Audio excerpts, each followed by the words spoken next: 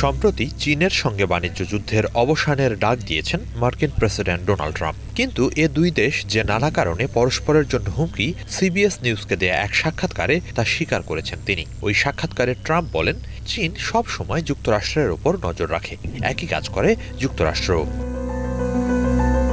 Trump বলেন, আমরা তাদের জন্য হুমকি। এটা খুব প্রতিযোগিতামূলক এক বিশ্ব, বিশেষ করে চীন ও যুক্তরাষ্ট্রের মধ্যে।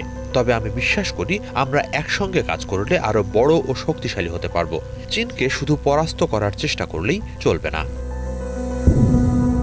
এমন এক সময় ট্রাম্পের এই বক্তব্য সামনে এলো যখন মার্কিন গোয়েন্দা সংস্থাগুলো অভিযোগ করছে যে চীন যুক্তরাষ্ট্রের বিদ্যুৎ ব্যবস্থা ও পানি সরবরাহ ব্যবস্থার কিছু অংশে অনুপ্রবেশ করেছে।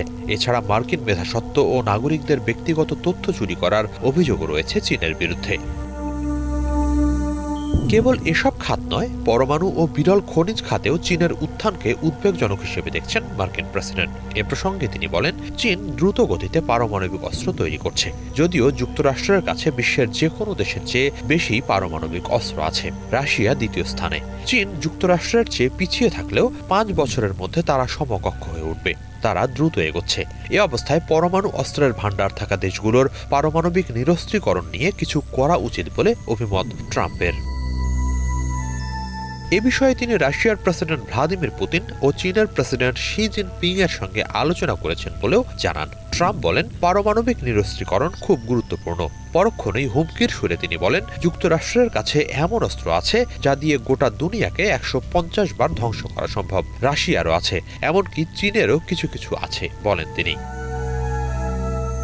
একদিকে চাইছেন পরমাণু নিরস্ত্রীকরণ, অন্যদিকে নিজেই পরমাণু অস্ত্র পরীক্ষার নির্দেশ দিচ্ছেন। সাংঘর্ষিক এই অবস্থান প্রসঙ্গে জানতে চাইলে সিবিএস নিউজকে ট্রাম্প বলেন, চীন, রাশিয়া, উত্তর কোরিয়া সহ বিভিন্ন দেশ পরমাণু অস্ত্র পরীক্ষা করছে। এ অবস্থায় যুক্তরাষ্ট্রেরও করা উচিত। চীন ও রাশিয়া প্রকাশ্যে না করলেও গোপনে পরমাণু অস্ত্র পরীক্ষা করছে বলে দাবি করেন ট্রাম্প।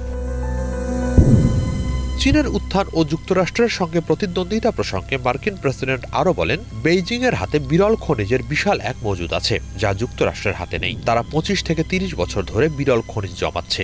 এই খনিজ যুক্তরাষ্ট্রের জন্য অত্যন্ত জরুরি। কম্পিউটার থেকে শুরু করে অস্ত্র তৈরিতে এসব গুরুত্বপূর্ণ। তবে এর বিপরীতে যুক্তরাষ্ট্র বিমানের যন্ত্রাংশ সহ গুরুত্বপূর্ণ কিছু জিনিস নিয়ন্ত্রণ করছে। চীনের শত শত বোয়িং বিমান আছে, তাদের যন্ত্রাংশ দেয়া বন্ধ করে যুক্তরাষ্ট্র। তবে শেষ পর্যন্ত সবচেয়ে বড় অস্ত্র ছিল শুল্ক, বলেন মার্কিন প্রেসিডেন্ট। হিজল জোবায়ের, বাংলা ভিশন।